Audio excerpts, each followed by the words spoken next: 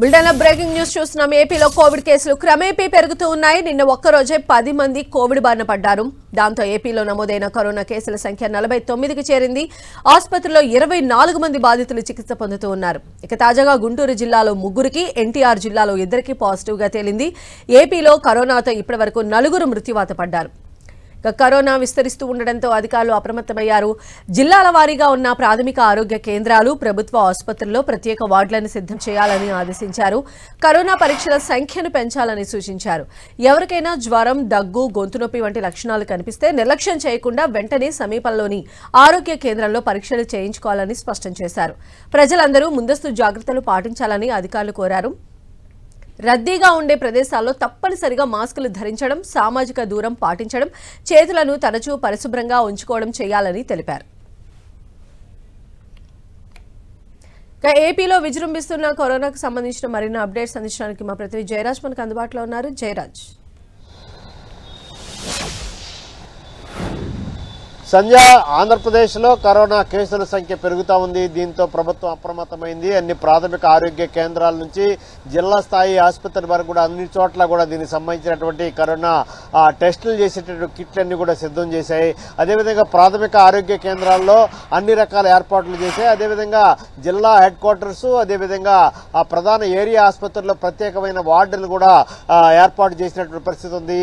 నిన్న ఒక్కరోజు 10 కొత్త కేసులు నమోదవటం, మొత్తం మీద ఇప్పటి వరకు కూడా 49 కేసులు మొత్తం నమోదైనట్టుగా వైద్య ఆరోగ్య శాఖ అధికారికంగా ప్రకటించింది. మొత్తం ఇప్పటి వరకు కూడా 49 యాక్టివ్ కేసులు ఉన్నట్టుగా అధికారికంగా ప్రకటించింది. ఇందులో గుంటూరు జిల్లాలో 3, ఎన్టీఆర్ జిల్లాలో 2 కేసులు కొత్త కేసులు నమోదైనటువంటి పరిస్థితి ఉంది.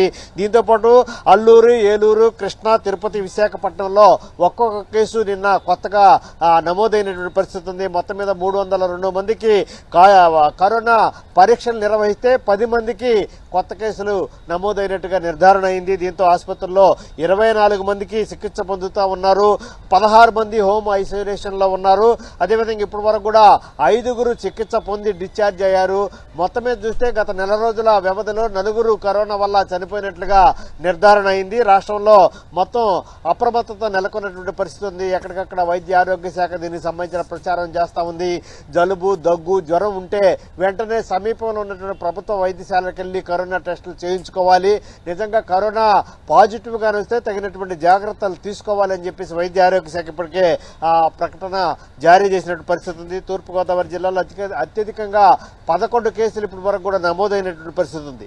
అదేవిధంగా గుంటూరు జిల్లాలో 9 కేసులు, వైఎస్ఆర్ కడప జిల్లాలో 8 కేసులు నమోదైనట్లు వైద్య ఆరోగ్య శాఖ అధికారికంగా ఇప్పటి వరకు ప్రకటించింది. కాకినాడ, ఏలూరు, బాపట్లలో 2 చొప్పున కేసులు నమోదైనటువంటి పరిస్థితి ఉంది. కొత్తగా మొత్తం ఎక్కడికక్కడ పూర్తి స్థాయిలో వైద్య ఆరోగ్య శాఖ అప్రమత్తం చేసింది. వైద్య ఆరోగ్య శాఖ సిబ్బంది కూడా మొత్తం విధులుకి ఎక్కడా కూడా ఆటంకం లేకుండా వారికి కావాల్సినటువంటి వచ్చినటువంటి కరోనా లక్షణాలు ఏవైతే ఉన్నాయో, ముందుగా జలుబు, దగ్గు, జ్వరం ఉంటే సమీపంలో ఉన్నటువంటి వైద్య ఆరోగ్య కేంద్రానికి వెళ్లి టెస్టులు చేయించుకోవాలని చెప్పేసి ఇప్పటికే ప్రచారం జరుగుతున్నటువంటి పరిస్థితి ఉంది. అయినప్పుడు కూడా కరోనా కేసులు పెరుగుతున్నప్పుడు కూడా దీనికోసం భయపడాల్సిన అవసరం లేదు. ఇది ప్రాణాంతకమైనటువంటి వ్యాధి కాదు. ఈ జలుబు, జ్వరం, అదేవిధంగా ఒళ్ళు నొప్పులు, గొంతు నొప్పి ఉంటే సమీపంలో ఉన్నటువంటి వైద్య ఆరోగ్య కేంద్రానికి వెళ్ళి టెస్టులు చేయించుకోవడం, తగిన మందులు వాడితే సరిపోతుంది. దీనివల్ల ఏ విధమైనటువంటి ప్రాణాపాయ పరిస్థితి లేదని చెప్పేసి వైద్య ఆరోగ్య శాఖ ఇప్పటికే ప్రకటన జారీ చేసింది. అయినప్పుడు కూడా ప్రజలు అప్రమత్తంగా ఉండాలి.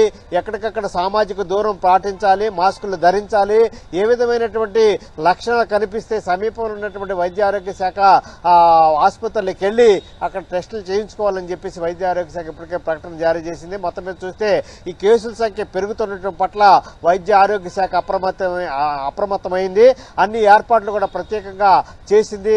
ప్రత్యేకమైన వార్డులు కూడా నెలకొల్పి అక్కడ వైద్యం అందుబాటులో 24 గంటల వైద్యం అందుబాటులో ఉంచేటట్టు ఏర్పాట్లు చేసింది. సంధ్య. రైట్ జయరాజ్.